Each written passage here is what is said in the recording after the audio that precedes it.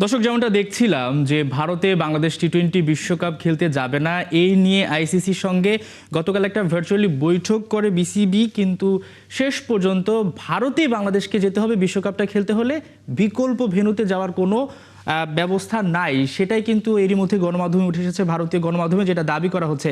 শেষমেশ আসলে বাংলাদেশ কি বিশ্বকাপে খেলতে যাবে নাকি ভারতের কথায় আবার গলে যাবে বা চাপে গলে যাবে, সেই বিষয়ে আলোচনা করতে চায়। আলোচনা করতে এই মুহূর্তে ৭১ স্টুডিওতে আছেন ক্রীড়া বিশ্লেষক দেব চৌধুরী। দেব চৌধুরী, আপনাকে স্বাগত ৭১ খেলা যুগে। সেই সঙ্গে শুভ সকাল। দেখতেই পারলাম কোহিনুর গনার রিপোর্টে যে এরই মধ্যে আইসিসি কিন্তু নাকচ করে দিয়েছে বাংলাদেশের যেই রিকোয়েস্ট বলি বা তারা যে কনসার্নের জায়গাটি বলেছে, অর্থাৎ তারা মনে করছে এটা একটা অজুহাত, তারা সব ধরনের সিকিউরিটি দেবে। এই যে এতদিন ক্রিকেটে আমরা কি ওই জায়গাটা তৈরি করতে পারিনি বলেই কি, বা আমাদের ওই মর্যাদাটা নিয়ে প্রশ্ন উঠেছে বলেই কি বাংলাদেশের সঙ্গে তারা সুর মিলাচ্ছে না বা বাংলাদেশকে ছাড় দিচ্ছে না, অর্থাৎ বাংলাদেশকে চাপে ফেলার সিদ্ধান্তটা ভারত খুব সহজে নিতে পারছে বা আইসিসি? ধন্যবাদ সুদীপ। আপনার প্রশ্নটা একটু কমপ্লিকেটেড ইন এ সেন্স যে চাপ দেয়া হচ্ছে কিনা। প্রথম কথা হচ্ছে যে বিশ্বকাপের বাকি আছে ১ মাস। সো এই ১ মাসে আপনার যে কোনো logistical changes, venue change, accommodation মানে থাকার hotel change, transportation plan change, এই ব্যাপারগুলো শুনতে যতটুকু সহজ মনে হয় অতটুকু সহজ না। এই ব্যাপারগুলো চ্যালেঞ্জিং, অবশ্যই অসম্ভব না, কিন্তু চ্যালেঞ্জিং। আপনি যদি মনে করতে পারেন, আমি মূল আলোচনার যেটা সেখানে তো যাবেন, সেখানে আমি যাচ্ছি, যে বাংলাদেশ ক্রিকেট বোর্ডের সাবেক সাধারণ সম্পাদক এবং সাবেক এসিসির প্রধান নির্বাহী সৈয়দ আশরাফুল হক আমাদের বাংলাদেশেরই মানুষ। তিনি কিন্তু স্পষ্ট করে বলেছেন যে এই যে ১ মাস আগে বাংলাদেশ যে আইসিসিকে জানিয়েছে তারা ভারতে বিশ্বকাপ খেলতে যেতে চায় না, কি কারণে প্রেক্ষাপটে আমি সেই আলোচনা দ্বারা যাচ্ছি না, কিন্তু এটা কিন্তু খুব চ্যালেঞ্জিং। সো ওই চ্যালেঞ্জটা রয়েছে। এখন দ্বিতীয় যে পার্টটা, সেটা হচ্ছে যে বাংলাদেশের অবস্থান। ক্রিকেট বিশ্বে বাংলাদেশের অবস্থান দুর্বল। এটা আপনি চাইলে না মানতে পারেন, আপনি চাইলে এটা নিয়ে তর্ক করতে পারেন, দর্শক এটা আর্গিউ করতে পারে, এটা নিয়ে সমালোচনা করতে পারে, কিন্তু রিয়েলিটি হচ্ছে গ্লোবাল ক্রিকেটিং স্ট্রাকচারে অস্ট্রেলিয়া, ইংল্যান্ড কিংবা নিউজিল্যান্ডের যে অবস্থান, বাংলাদেশে কিন্তু সেই অবস্থান নাই। আর এর ফলে বাংলাদেশকে চাপ দেওয়া সহজ কিনা, বাই সাম ইনস্ট্যান্ট উত্তরটা হচ্ছে হ্যাঁ, কিছুটা হলো সহজ। কেননা দুর্বল প্রতিপক্ষকে আপনি কিন্তু খুব সহজেই দুর্বল প্রতিপক্ষ নিয়ে মাঠের ক্রিকেটে প্ল্যান করতে পারেন। সো ক্রিকেটিং স্ট্রাকচারে বা গ্লোবাল ক্রিকেটে যে ক্রিকেট প্লেইং কান্ট্রিগুলো বিগার কান্ট্রি বলে আমরা হিসেব করি বা সাধারণভাবে সবাই মেনে নেয়, তাদের তুলনায় বাংলাদেশ পিছিয়ে আছে। এবং পিছিয়ে থাকার মানে যে বাংলাদেশকে আপনি চাপ দেবেন, পিছিয়ে থাকার মানে যে বাংলাদেশের উপর একটা কিছু চাপিয়ে দেবেন, সেটাই হচ্ছে অন্যায়ের জায়গা।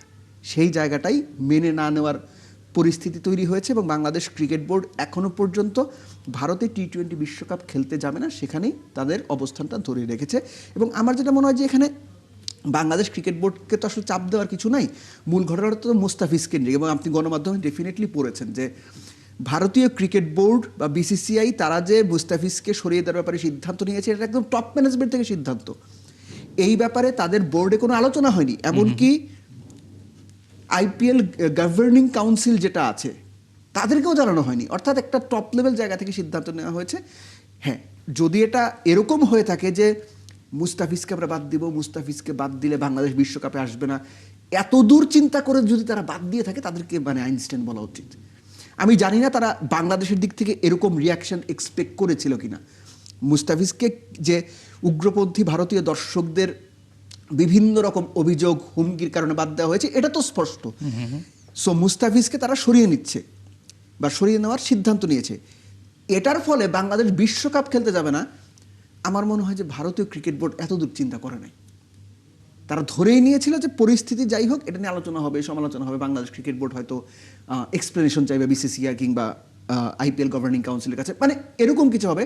কিন্তু বাংলাদেশ বিশ্বকাপ খেলতে না যাওয়ার মতো স্ট্যান্ড নেবে, আমার মনে হয় এটা আইসিসি কিংবা বিসিবি কেউ চিন্তা করেনি। এবং আপনি যেটা বলছিলেন যে উপর মহল থেকে ভারতের পক্ষ থেকে সিদ্ধান্তটা এসেছে এবং বাংলাদেশের সর্বোচ্চ লেভেল, এবং বাংলাদেশের উপর মহল বলতে এই মুহূর্তে গভর্নমেন্টকে বোঝানো হচ্ছে যে বিসিবিও যেটা আকার ইঙ্গিতে বোঝাচ্ছে যে তাদের হাতে কিছু নেই, গভর্নমেন্ট যদি ছাড় দেয়। আপনার আসলে কি মনে হচ্ছে শেষ পর্যন্ত বলটা তো বাংলাদেশের পক্ষে যাবে নাকি বিপক্ষে, মানে বাংলাদেশ কি ধরে নিয়েছে যে আমরা যাব না? আচ্ছা, প্রথম কথা হচ্ছে যে যখন এই ইস্যুতে বিসিবিতে ফার্স্ট মিটিংটা হয় among the directors of Bangladesh cricket board, তখন বিসিবির বেশ কিছু পরিচালক, গণমাধ্যম আপনি এটা এসেছে, মানে ইউ ক্যান সার্চ, তারা কিন্তু এই হার্ডলাইনের বিপক্ষে ছিলেন যে বাংলাদেশ বিশ্বকাপ খেলতে যাবে না, এরকম হার্ডলাইন না। হ্যাঁ, আমরা ভেন্যু পরিবর্তনের জন্য রিকোয়েস্ট করব, সর্বোচ্চ রিকোয়েস্ট করব, বা অন্যান্য বিষয়ে আমরা আমাদের পক্ষ থেকে যৌক্তিক দাবিগুলো তুলব, কিন্তু বিশ্বকাপ খেলতে যাব না এই হার্ডলাইনে যেন যাওয়া না হয়। এটা বিসিবির কিছু পরিচালকের এমন মতবাদ ছিল, বা এরকম মতের পক্ষে অনেকেই ছিলেন। পরবর্তীতে বিসিবি এই বিষয়টা নিয়ে ডিসিশন নিতে নিতেই সরকারের পক্ষ থেকে আমরা স্টেটমেন্ট দেখলাম, সরকারের পক্ষ থেকে একটা স্ট্রং অবস্থান দেখলাম, এবং সরকারের একটা এই বিষয়ে বেশ বড় নজর আমরা দেখলাম। তো এর আগেও আমরা দেখেছি পাকিস্তান ক্রিকেট টিম যখন ভারতে খেলতে আসতে চায়নি, তারা কিন্তু বলেছে যে সরকারি সিদ্ধান্তের কারণেই পিসিবি তাদের টিম পাঠাতে পারছে না। সো আপনি যে কোনো দেশের যখন ক্রীড়া ফেডারেশনের সঙ্গে সম্পৃক্ত থাকবেন, আপনি জানবেন যে ওই দেশের সরকার যদি না চায় আপনি কিছু করতে পারবেন না। কারণ বিসিবি স্বতঃপ্রণোদিত হয়ে ডিসিশন নিতে পারে, কিন্তু সরকার যদি কোনো ডিসিশন নেয়, সরকার যদি কোনো কিছু বিসিবিকে বলে, বিসিবি সেটা মানতে বাধ্য। আর এই মুহূর্তে যে পরিস্থিতিটা তৈরি হয়েছে, সরকার যখন একটা সিদ্ধান্ত নিয়ে ফেলেছে যে বাংলাদেশে আইপিএল চলবে না, বা বাংলাদেশে আইপিএল সম্প্রচার করা যাবে না, একই সঙ্গে বাংলাদেশ টিম ভারতে বিশ্বকাপ খেলতে যাবে না, এই অবস্থায় ভেন্যু পরিবর্তন করা হবে, সরকার বিসিবিকে যদি এটা বলে থাকে, বিসিবির কিছু করার নাই, বিসিবি সেটা মানতে হবে। তো সেক্ষেত্রে যদি বাংলাদেশ নাই যায়, তো আমাদের তো ক্রিকেটারদের একটা লস ব্যাপার রয়েছে, অনেক দিনের একটা প্রস্তুতি, সেই সঙ্গে বিসিবি হয়তো বা আর্থিক দিক থেকেও কিছুটা ক্ষতি হতে পারে। সেটা আইসিসির তরফ থেকে একটা প্রাইজ মানি পাওয়া হয়, অংশগ্রহণ করলো, এর বাইরে স্পন্সরদেরও একটা ব্যাপার থাকে। পরবর্তীতে এটা আমাদের দেশে কতটুকু ইফেক্ট ফেলবে? আচ্ছা, প্রথম কথাটা হচ্ছে যে আর্থিক দিকটা একটু পরে। প্রাথমিক দিক হচ্ছে এই যে গত 1.5 বছরের বিশ্বকাপের প্রস্তুতি, 2024 টি-20 বিশ্বকাপের পর থেকেই যদি আমি ধরি, সেক্ষেত্রে তো 1.5 বছরের মতো একটা হিসেব হয়। এই সময়ের প্রস্তুতি, ক্রিকেটারদের মানসিকতা, বাংলাদেশ ক্রিকেট বোর্ডের প্ল্যানিং, ক্রিকেটারদের প্ল্যানিং, সর্বোপরি ক্রিকেটের প্ল্যানিংটা বাধাগ্রস্ত হবে কিংবা ক্ষতিগ্রস্ত হবে, এটা নিয়ে ডাউট করার কোনো সুযোগ নেই, অবশ্যই সেটা হবে।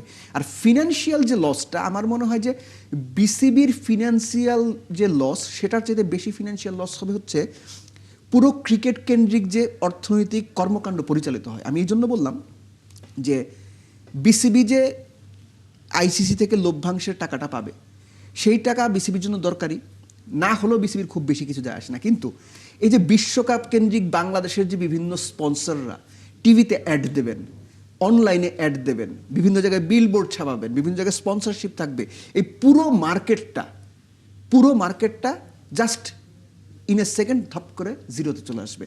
সো এটার সঙ্গে সম্পৃক্ত, বা এই অর্থনৈতিক কর্মকাণ্ডের সঙ্গে সম্পৃক্ত যে মানুষগুলো আছেন, যে স্পন্সার্স কোম্পানিজগুলো আছে, বা স্পন্সার্স যারা নেবে যে পার্টিগুলো আছে, তারাও কিন্তু অর্থনৈতিকভাবে ক্ষতিগ্রস্ত হবে। সো এটার একটা অর্থনৈতিক দিক আছে আর একটা ক্রিকেটীয় দিক আছে, দুটো মিলেই ক্ষতির মাত্রাটা থাকবে। বাট বাংলাদেশ ক্রিকেট বোর্ড বা বাংলাদেশ যে ডিসিশনটা নিয়ে ফেলেছে, বা এখনো পর্যন্ত আমরা যা জানি যে বাংলাদেশ ভারতে খেলতে যাবে না, আমি উল্টো আপনাকে একটা প্রশ্ন করি, যদি এখন থেকে 7 দিন পরে বাংলাদেশ ক্রিকেট বোর্ড সিদ্ধান্ত নেয় যে ক্রিকেটের বৃহত্তর স্বার্থে আমরা আইসিসির সর্বোচ্চ নিরাপত্তার নিশ্চয়তায় বিশ্বকাপ খেলতে যাচ্ছি, তখন বাংলাদেশের সিনারিওটা কি হবে? তখন কি বাংলাদেশের ইন জেনারেল সাধারণ দর্শক বিসিবিকে গাদ্দার বলবে না? রাইট। বিসিবির এগেইনস্টে একটা স্ট্যান্ড নেবে না? যৌক্তিকভাবে পুরো যেটা ভারতে হওয়ার কথা ছিল সেটা বাংলাদেশে হতে পারে, অর্থাৎ যে আন্দোলনটা, যেটা বাংলাদেশের সাধারণ মানুষ বা সাধারণ ক্রিকেট প্রেমী দর্শক পুরো বিষয়টাকে ধরেন যৌক্তিকভাবে চিন্তা করবে, এই সংখ্যাটা কত পার্সেন্ট মানুষ আছে এই দেশে? সো রিয়েলিটি হচ্ছে যে বাংলাদেশ যেহেতু একটা স্ট্যান্ড নিয়ে ফেলেছে, সেটা সরকারের সিদ্ধান্তেই হোক, সরকার বিসিবি মিলেই হোক, এই মুহূর্তে এই সিদ্ধান্ত থেকে ব্যাক আউট করাটা বাংলাদেশের জন্য রিস্কি। একই সঙ্গে বাংলাদেশের যে ইগো, সেই ইগো হার্ট করা, এবং একই সঙ্গে বাংলাদেশের যে বর্তমান প্রেক্ষাপট, এই প্রেক্ষাপটে এই সিদ্ধান্ত বাংলাদেশ ক্রিকেট বোর্ড বা সরকার নেবে কিনা, এটা তারা 10 বার ভাববে। যদি তারা মনে হয় যে আমরা শেষ মুহূর্তে গিয়ে ভারতে পার্টিসিপেট করব বিশ্বকাপে, এটা কিন্তু খুব সহজ ডিসিশন হবে না সজীব। সো সরকার এবং বিসিবি সবাইকেই এটা কয়েকবার ভাবতে হবে। বাট আপনি ধরে নেন এখন যে অবস্থান বা এখন যে পরিস্থিতি, আমরা যদি গণমাধ্যমের খবর সঠিক বলে ধরে নেই, তাহলে বাংলাদেশের বিশ্বকাপ খেলা হচ্ছে না। এই যে বাংলাদেশ যদি না যায়, বাংলাদেশের সেই না যাওয়ার সিদ্ধান্তকে যদি নো বল হিসেবে আইসিসি একটা বড় পেনাল্টি দেয়, তো পরবর্তীতে এটা বিগ ইস্যু হয়ে দাঁড়াবে কিনা? মানে আমি যদি বলি পরবর্তীতে আইসিসির ইভেন্টগুলোতে বাংলাদেশকে নিয়ে খুব ভেবে চিন্তে হয়তো বা আইসিসি আগাবে, কেননা এর আগে আমরা দেখতে পেয়েছি হয়তো বা কোনো একটা দেশে একটা অঘটন ঘটে গেছে, খুবই শর্ট টাইমের মধ্যে দেন হচ্ছে দলগুলো সিদ্ধান্ত নিয়েছে, কিন্তু আমাদের হাতে সময় আছে এবং আমাদের ইস্যুটা অন্য একটা ইস্যুর সঙ্গে, সেটা আইসিসির কোনো ইভেন্ট ছিল না। সো ভবিষ্যতে যেহেতু বিসিসিআইয়ের সঙ্গে আইসিসির একটা বড় সম্পর্ক রয়েছে, তো আমাদের দেশে এশিয়া কাপও হওয়ার একটা সম্ভাবনা রয়েছে, সেটাও কি থেমে যাওয়ার শঙ্কা দেখছেন কিনা? থেমে যাওয়ার শঙ্কার চেয়ে বড় কথা হচ্ছে যে আপনি যেটা বলছিলেন যে কোনো পেনাল্টি আইসিসি দিতে পারে কিনা। সো বাংলাদেশ যদি না খেলতে চায়, পেনাল্টি বাংলাদেশের হবে এটা আমার মনে হয় না। 96 ওয়ার্ল্ড কাপে আপনার অস্ট্রেলিয়া শ্রীলঙ্কাতে গিয়ে খেলেনি, 2003 বিশ্বকাপে নিউজিল্যান্ড খেলেনি, কেনিয়া কিংবা জিম্বাবুয়েতে গিয়ে। এর আগে জিম্বাবুয়ে একটা ওয়ার্ল্ড কাপ থেকে নিজেদেরকে অমিট করে নিয়েছিল, যদিও সেটা বিশ্বকাপের অলমোস্ট 1 বছর আগে। সো এটা আসলে বাংলাদেশ পার্টিসিপেট না করলে আইসিসি বাংলাদেশকে শাস্তিমূলক ব্যবস্থা নেবে বা বাংলাদেশের এগেইনস্টে কোনো শাস্তিমূলক মানে ইয়াতে যাবে, আমার এটা মনে হয় না। যেটা হবে যে বাংলাদেশকে, আপনি যেটা বলছিলেন যে বাংলাদেশকে নিয়ে তারা হয়তো ডিফারেন্ট ওয়েতে একটু ভাববে। এই যে বাংলাদেশের যে এসিসির একটা টুর্নামেন্ট হওয়ার কথা, সেটা নিয়ে হয়তো একটা জটিলতা তৈরি হবে। বাংলাদেশ ভারতে খেলতে যেতে চাইছে না। বাংলাদেশের যে ফ্যান বেস, এই যে কলকাতাতে 3টা ম্যাচ ইডেন গার্ডেন্সে, এই 3টা ম্যাচ কেন্দ্র করে আমার অনুমান কলকাতাতে বাংলাদেশকে শুধুমাত্র বাংলাদেশের দর্শকদের কাছ থেকে কমপক্ষে 50 কোটি টাকার ব্যবসা হইতো। কেউ শাড়ি কাপড় কিনতো, কেউ খাবার জিনিস কিনতো, কেউ হোটেলে, সব কিছু মিলে, এবং এটা সম্প্রীতির ব্যাপারও ছিল, সব কিছু মিলেই। সো এটা কিন্তু ক্ষতিগ্রস্ত হলো। সো আমরা যেটা বিভিন্ন সময় দেখি যে ভারতীয় ক্রিকেট বোর্ডের যে প্রভাব, সেই প্রভাব খাটিয়ে ভারতীয় ক্রিকেট বোর্ড বাংলাদেশের সম্ভাব্য যে আপনার এসিসি টুর্নামেন্ট হওয়ার কথা, সেটা তারা বন্ধ করে দিতে পারে।